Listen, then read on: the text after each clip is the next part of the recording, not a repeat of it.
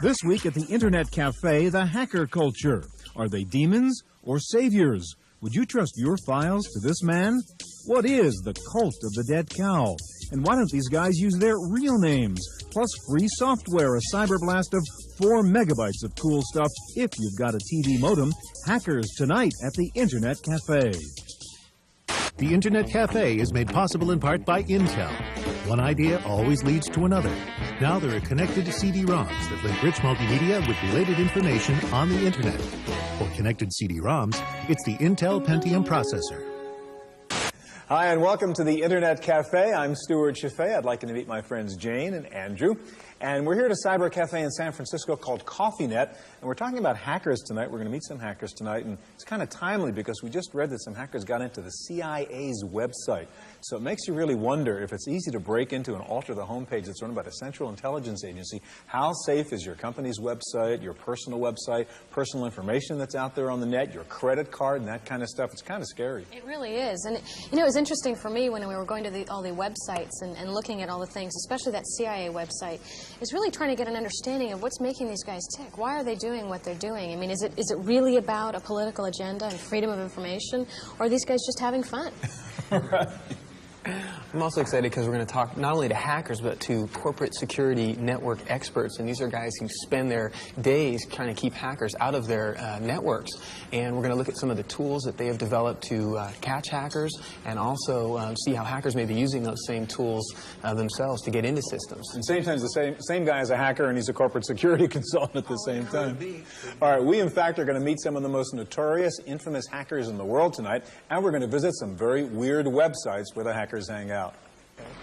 We're here with Dan Farmer, who is a corporate network security expert and has been a consultant for many large computer companies. And we're going to talk a little bit about what network security means. I'm just curious how you got started in the security business.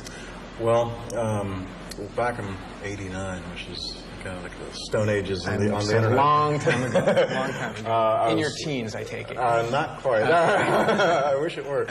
But I was actually finishing up school. I was kind of programming and going to school half-time. And I was 1 credit short of graduation, so I took a summer class and wrote a program called COPS. Now, did you finish school? I have to ask. I finished school. Oh, so okay, I got good. my bachelor's, Made your my little parents piece of proud. paper. Great. And what did COPS do? Well, COPS was a security audit program. It basically diagnosed a Unix computer and told you what was wrong or right about the system.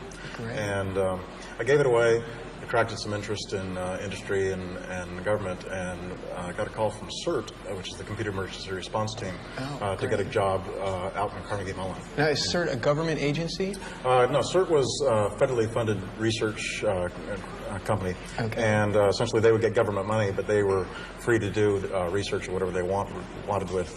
They were actually part of a larger organization called the Software Engineering Institute. Okay, great. So tell me kind of what the average day would be like for a corporate network security person. Well, you know, I don't really know what an average day is. Okay, what would be an exciting day? A day that would just really get your blood flowing? Well, there's good days and bad days. Okay. And a bad day might be that you get a page or a phone call at 3 a.m. and someone says that someone just broken into our main corporate computers, and what are you going to do about it? Save the day, and then you have to scramble around trying to track down intruders. Great. Now, what do you usually use to track down intruders? Are there software tools that you're using, or? Well, it's kind of like this little combat you have with the enemy, so to speak, and you use the same kind of tools that they're using to try to track them down while they're trying a little cat and mouse game. While they're trying to run away from you, you're trying to chase them. Sometimes vice versa. If you're trying to sneak up on them, sometimes they turn on you and attack you. But usually, since you know the computers better, you have hopefully a better knowledge of your systems. You can kick them off or try to get them out. Last year, you were involved in releasing a software program on the internet called Satan. Can you tell me a little bit about that? Yeah, sure. Well, Satan was an acronym. It's a security administrator tool for analyzing networks. Okay. And kind of like the name sounds, it was a tool that you could point at points on the network, machines on the network, anywhere in the world, actually, from wherever you were, and you could analyze the security of the systems, and it could tell you if they were vulnerable, if they could be broken into, with a very easy-to-use graphical interface. Great. Now, I understand there was a lot of controversy about this because you released it free on the internet, so it wasn't just available for network folks, it was also available, I guess, for hackers as well. That's right. My co-author, Vitsa Venema, and myself are both very big on education and giving information about security to people. Part of the problems we had with a lot of the security world is people like to keep tight to their chest all the secrets because they think if you know about some way of breaking the system, they'll be in trouble. Right. But we thought that the tool would actually help out people because they could then know how to defend themselves. And as it turned out, with all the press and the furor and everything, people actually focused on security and tightened up their systems, and I would hope used the tool for good use. So you didn't hear of any hackers that used it to get into, yeah, almost none at all. There was so much hype before. I think everyone was so afraid that they all fixed their machines before that. Right. That's good. Now, what about that hype? It seems like there was a little bit of an unorthodox way that you released this program. Well, I mean, first the name, Satan. Come on. Yeah. Well, I mean, with any product, the name is 2/3 of what the value of the product is. Right. We wanted to have something. We were a little afraid that if we released it, that people.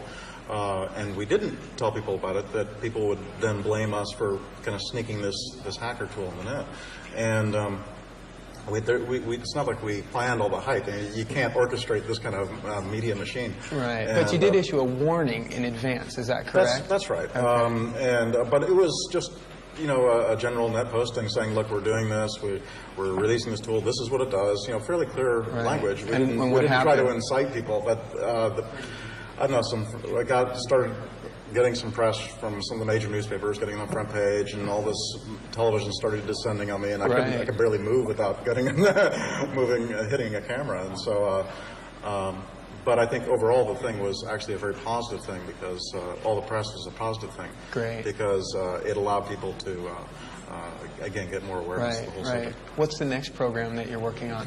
Well, it's kind of a technical thing, but essentially it's a way of managing or devising a policy structure for large-scale networks on Unix systems. And what kind of a name have you given this one? Undecided isn't yet. Great.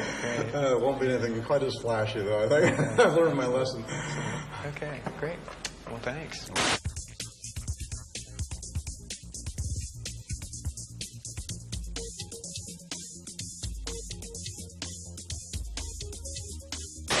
Greetings from the loft. Current stock tip in the hacker community seems to be dealing with Security Dynamics of Massachusetts.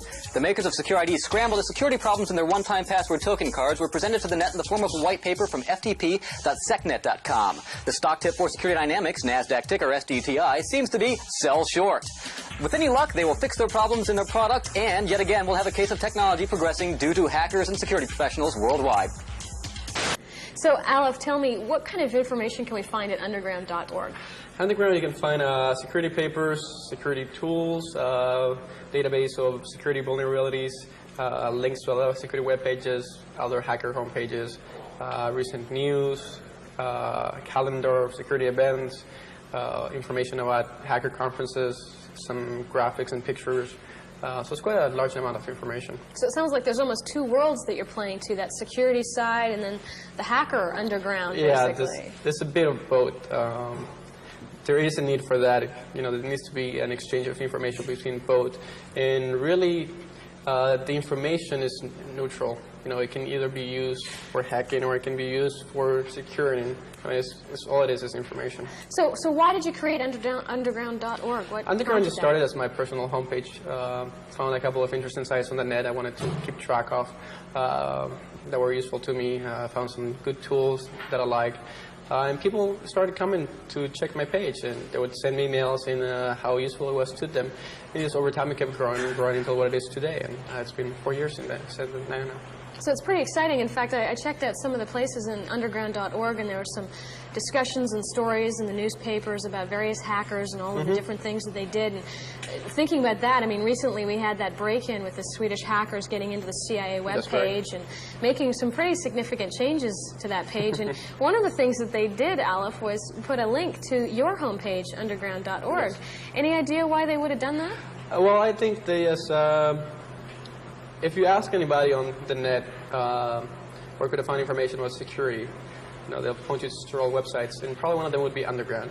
So I think it was just a statement. They broke into the CIA's website. They showed them they had no security, and they're showing them, well, go here to learn something about security. So you're sure that you didn't have anything to do with that CIA? No, I'm sure of it. Yes, I would remember. Oh, okay. So now another thing, the Department of Justice had the same thing happen to them. Yes, they got broken into as well. So I guess what that says is that these websites are pretty vulnerable. Yeah. A lot of people actually, scared. It's like they're wondering, well, is information that the CIA has in their computers not going to be able to break in, people stealing them. But the CIA has their own network separate of the internet, which is not connected to the net. You would need to get into a dial-up server or actually physically go into their offices and use one of their computers to do all that kind of information. But it's a different picture for all these corporations that are connecting their intranets to the internet. Most of the time, the only thing protecting their network is a firewall. And a firewall is a pretty static thing. You buy it, you install it, and you leave it there. And a month from now or a year from now, a new security problem may arise that the firewall vendor maybe didn't think about, and maybe they'll be vulnerable then. So the fear is not, a make-believe. There really is a serious issue in terms of being able to get through. Yes, those it's firewalls. also not really, you don't have to be paranoid about it. There's nothing in life this is 100%, and security is obviously not one of them. But it's something that evolves, and it's something that you have to keep up with. You cannot just go up and secure a machine and say, oh, there, it'll be secure in a year. And you should know, because you were one of the hackers getting into that Yes, place. we experimented for a while. So what do you think, what's the psychology behind it? I mean, is it really all about freedom of information and being able to show that there's no security out there? There's a bit of bravado. There's a bit of showing your peers that you can do it. This obviously learning. So there's a bit of everything. Is it an innocent game, or is it, is it serious business? It starts as an innocent game. Some people may go the wrong way and end up in jail. Some other people, which is most of the people I know, eventually end up with jobs in corporations doing the same thing they did before, just getting paid for doing it. So something like what you're doing now, Exactly. I mean, basically talking about all those security things. And there's another place at that website, something called BugTrack. Can you tell me a little bit about that? BugTrack is a security mailing list I maintain. It's one of the largest security mailing lists on the net. There's probably a few thousand subscribers to it. We have a policy of full disclosure, which means when a new security vulnerability is discovered, we usually publish full details about it. And the reason we do this is because normally when organizations such as CERT, which is federally funded to do such a thing as publish advisories and security vulnerabilities, they do it a very long time after they've been told about the security problem. So, for example, somebody would go up to CERT and tell them, we found a bug. CERT will talk to the vendors, and they'll learn those who know about it, but they'll take several months to publish a solution to the problem. And by this time, the probability is that hackers know about it, and they're out there breaking into machines. So BugTrack is kind of almost pushing the vendors exactly. to fix those problems faster? By putting fear on their heart, to make them publish. But then the hackers are going to BugTrack too, so I mean they're finding out some of those problems and really even pushing the security breakers. Yes, I mean it is a trade-off. You trade off a bit of that security to having the vendors, come up with patches as fast as possible. But if you think about it, most likely the most elite hackers already had the security problems. They were already there before you guys even got there. So give me some ideas. If I wanted to get information about hacker psychology, or what being a hacker would be all about, or let's say I wanted to understand a little bit more about security, where are some websites that you recommend? I would check something like 2600.com, which is the website of Hacker Magazine. I would check things like root.org. Which is loose need of computer hackers. Great. If you wanted to just learn more about general security, I would check something like COAST, the University of Purdue. They have a security department there, and they do a lot of research. They keep a large archive of security tools and papers. I would check things like CERT. Thanks a lot. I really appreciate spending the time and getting a little bit more information about the background on security and hacking. No problem. Okay. Thank you. On tonight's Cyberblast, we're going to send you 4 cool programs. That's right, our Cyberblast is dumping data so fast that we can send you 4 complete programs in less than 2 minutes. Now, what you're seeing over here is the actual data coming into your computer right now. We're sending you these programs in the TV signal at about 2 megabytes per minute. If you don't have a TV modem, you can also get these files off of our website on your regular telephone modem. Now, doing it that way will take you at least a half an hour of connection time. But with our superfast Cybercast technology, we're able to do this in less than 2 minutes. Now, let me tell you what we're sending you. First of all, do you think you're a hacker? We're downloading to you the official hacker test. Answer the questions and the program will tell you whether or not you have a right to call yourself a hacker. Now, if you're worried about other hackers, we're also sending you the latest version of Virus Scanner from McAfee. It's been updated to check for 257 new viruses, which have been added since the previous version of the program. Next, we're going to let you hack away at a golf ball. We're downloading Golf Score Analyst. It's a great program for keeping track of all your golf stats and analyzing your strengths and weaknesses. And finally, just for fun, we're sending you ScreenPix by Galtware. This cool utility lets you easily turn any graphics file or files in any format into a screensaver. Remember, we're sending all 4 programs to you in under 2 minutes. Now, to download these files this fast, you do need a TV modem. If you need information on how to use or find a TV modem, just check out the Internet Cafe section of our website at www.pctv.com. TV modem uses the broad bandwidth of the television signal rather than the limited capacity of a phone line. That's how we're able to send you so much data so quickly. In fact, we're sending this to you at about 1 megabyte every 30 seconds. So it looks like the download is just about complete. Have fun with your 4 new programs. Remember, if you need more information, check out our website. It's www.pctv.com. That wraps up this Cyberblast of the Internet Cafe. I'm Giles Bateman. All right, so you guys are members of the Cult of the Dead Cow, kind of a pretty select group. There's about 12 members, right? I guess. And this is a website and a group of what, hackers? Do you call yourself a hackers organization? I think we're primarily hackers that don't hack anymore. We're an electronic zine for the hack freak community, people like us. Okay. Now, why don't you hack anymore? I think most of us have outgrown it to an extent. We started very early, in the early 80s, when it was really exciting, new and fresh. And these days, it just isn't that way anymore. When you say outgrown, is that because you're older or like the world is different? I think the world is different. It used to be that one person on his own could exploit or discover features of computer systems that were still in development, things that were constantly renewing themselves. Now both the computer technologies have settled down, and also, it's much more difficult to do something on an individual basis. So you talk about hackers and freaks. What do you mean by freaks? Well, freaks are generally people concerned with the phone system, the inner working of the phone system, and the network that comprises that system.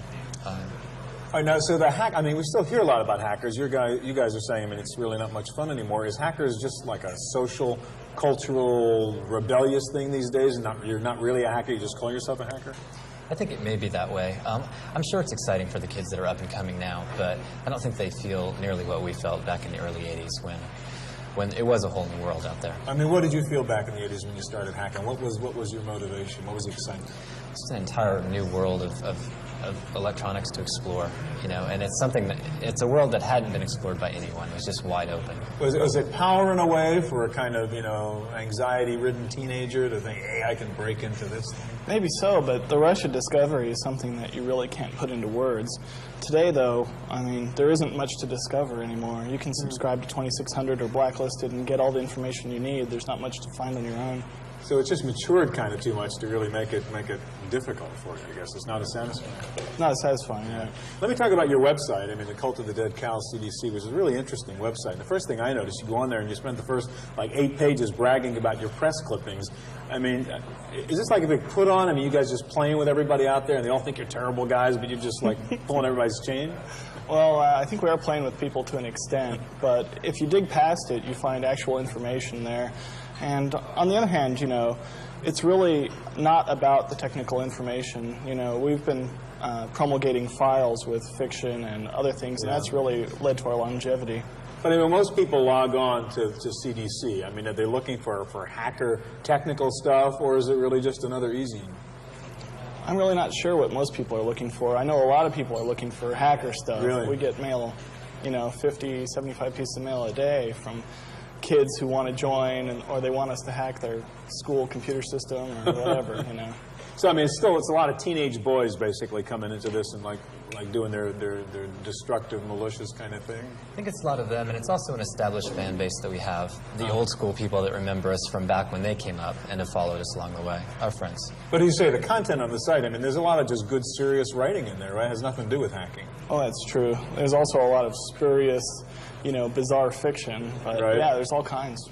Now, there's a lot of, there's a lot of four-letter words and a lot of sort of scary, intimidating sort of stuff in there. Is that just, again, just to have fun and play with it? I mean, you sort of trying to scare people off or just titillate them? I think it's a parody. It's a counterbalance to the rest of the hack world that takes itself way too seriously. That's what it is. You're just having fun with folks there. But there is a serious aspect to it. I mean, you're really getting a message across. When you guys go out there and hack, I mean, aren't you trying to make people aware that the net is really not a secure, safe place, no matter what people say? Oh, absolutely. I think a lot of companies are trying to sell you on the idea that the internet's completely safe, that you can throw information around as long as it's not a credit card number. That's just not true. There's already too much information available too readily on the net, and we're trying to point out that anyone can get to it. Now, hackers and CDC, I mean, you guys have been called terrible things by the media, sickos and evil people of one sort or another. I mean, you guys, I take it from what you're saying, you don't think of yourselves as bad people, right? I don't think of myself as a bad person. But there may be others out there. Oh, but I think there are plenty of people who are happy with that title, actually. Because they just like feeling that, or because it's accurate? Both. I'm sure it's both. In a way, do you guys provide a service, though? I mean, the hacker part of you, in that, I mean, the industry learns stuff from you, because there's like odd kind of spy versus spy thing going. I mean, you discover a bug, you discover a hole, which really then helps somebody else solve it, right? So, I mean, you're doing a service by being a hacker in a way? I think incidentally. That certainly has happened.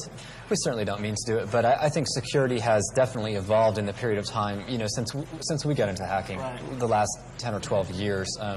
It's a completely different world. Although we do sponsor HoHoCon every year, our convention in December, and that does a lot to help out the security people. They get to see the kinds of things that hackers have been up to in the last year. Is that an adversary relationship between the hackers and the security people, or is there sort of a symbiotic relationship? What we've actually tried to do is get the security people and the hackers together, so the security can see these kids and realize they're just ordinary, interested kids, and not hate them in the same ways that they have, and vice versa. I think we've done some good towards bringing those two sides together a little bit. Do you think it's unfair, then, the sort of demonization of the hackers in the media? I mean, you say hacker, and most people think bad guy, criminal, crook, breaking into something. But in a way, I think you're really saying, Reed, that the computer industry sort of benefits from the work that hackers do, in a sense. Well, I think many hackers actually deserve, any demonization that they get. But, by and large, most of the hackers aren't out to destroy the world. If they were, it would have been destroyed by now. All right, thanks a lot, guys. Thank you.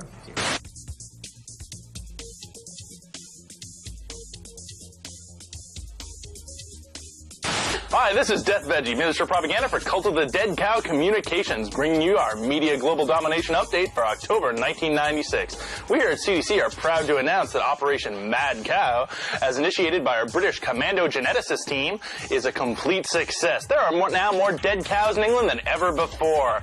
Our plans are progressing well on schedule, and by this rate, we should be in full control of this measly little planet that you call Earth by the year 2003. Have a nice day. All right, let's be honest, it's almost 2 o'clock in the morning here in the Internet Cafe. We've spent a lot of time with these hackers tonight, more than the people on TV have seen. I want to ask you, Jane, you were kind of dubious and I think a little uncomfortable about this whole hacker subject when we started. Now that you've spent a lot of time with these guys, what do you think now? Well, it's really interesting because when we were surfing the sites, we see some things that are a little edgy out there. And then talking to these guys, it was quite a different experience. Oh, me, huh? I wouldn't do anything like that. I'm into security, so it's kind of almost like everybody's having their moms watching the TV. They're kind of I think maybe we got a little sort of I wouldn't say but I mean, everybody was like, oh, we're helping the security of the net, but of course these guys know why they're helping because they know what you can do. Also, I think some of these guys told me kind of off camera, well, when I was 14, 15, 16, and they weren't going to send me to jail, I was doing more hacking. Right. And also, they've grown up, frankly. It's sort of like the hippies in the 60s in Chicago at the Democratic Convention. They wear suits and they have real jobs and they have wives and houses and mortgages, and they act differently now. But these guys didn't get haircuts. Well, Dan didn't, certainly. That's for sure. Right. He was a great guy. He was really at the forefront of the whole networking and security issues front, had to teach himself, kind of take that hacker mentality and learn what to do on the net. Released this program, Satan, that turned out to be a really popular program that actually helps corporations, keep hackers out. Yeah, interesting. One last point I'd like to make on the cult of the dead cows, the guys I spoke to. That's, as you said, very edgy. I mean, it's not a four-letter words, bad stuff, but if you get past that, it is a very well-done website. A lot of good content, some of the best writing I've seen on the web, so there's kind of prejudice on the web, too, even though they say there isn't. Hey, thanks for joining us. Get your coffee mug, your TV browser here same time next week, and join us again at the Internet Cafe.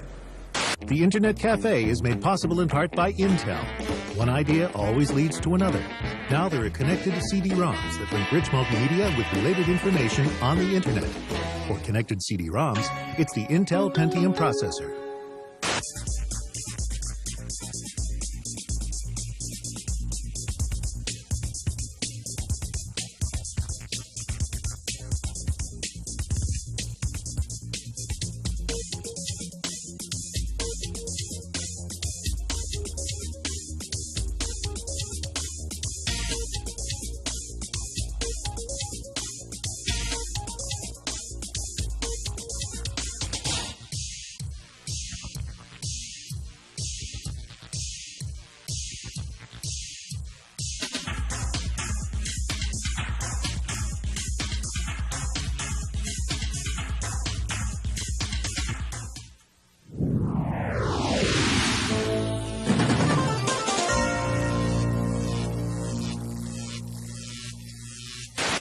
We, in fact, are going to meet some of the most notorious, infamous hackers in the world tonight, and we're going to visit some very weird websites where the hackers hang out.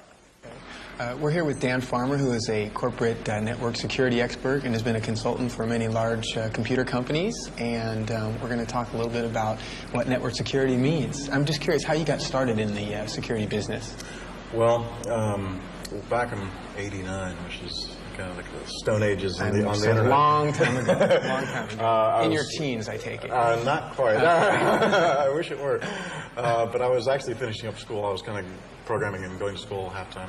And I was one credit short of graduation, so I... It really is. And, it was interesting for me when we were going to all the websites and looking at all the things, especially that CIA website, is really trying to get an understanding of what's making these guys tick. Why are they doing what they're doing? I mean, is it really about a political agenda and freedom of information, or are these guys just having fun? Right. I'm also excited because we're going to talk not only to hackers, but to corporate security network experts. And these are guys who spend their days trying to keep hackers out of their networks. And we're going to look at some of the tools that they have developed to catch hackers, and also see how hackers may be using those same tools themselves to get into systems. And sometimes the same guy is a hacker and he's a corporate security consultant at the same time. All right. I took a summer class and wrote a program called COPS. Now, did you finish school? I have to ask. I finished school. So I got my bachelor's, made your my old parents piece of proud. paper. Great. And what did COPS do? Well, COPS was a security audit program. It basically diagnosed a Unix computer and told you what was wrong or right about the system.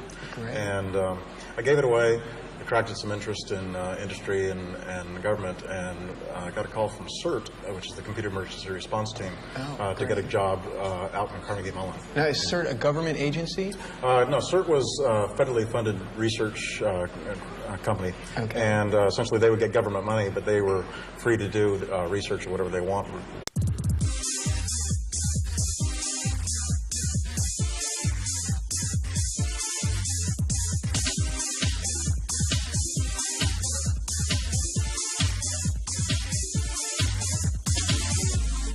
This week at the Internet Cafe, the hacker culture. Are they demons or saviors? Would you trust your files to this man? What is the cult of the dead cow? And why don't these guys use their real names? Plus free software, a cyber blast of 4 megabytes of cool stuff if you've got a TV modem. Hackers tonight at the Internet Cafe. The Internet Cafe is made possible in part by Intel. One idea always leads to another. Now there are connected CD-ROMs that link rich multimedia with related information on the Internet. For connected CD-ROMs, it's the Intel Pentium processor. Hi, and welcome to the Internet Cafe. I'm Stuart Chaffee. I'd like to meet my friends Jane and Andrew. And we're here at a cyber cafe in San Francisco called CoffeeNet. And we're talking about hackers tonight. We're going to meet some hackers tonight. And it's kind of timely because we just read that some hackers got into the CIA's website. So it makes you really wonder if it's easy to break into and alter the homepage that's run by the Central Intelligence Agency. How safe is your company's website, your personal information that's out there on the net, your credit card, and that kind of stuff? It's kind of scary.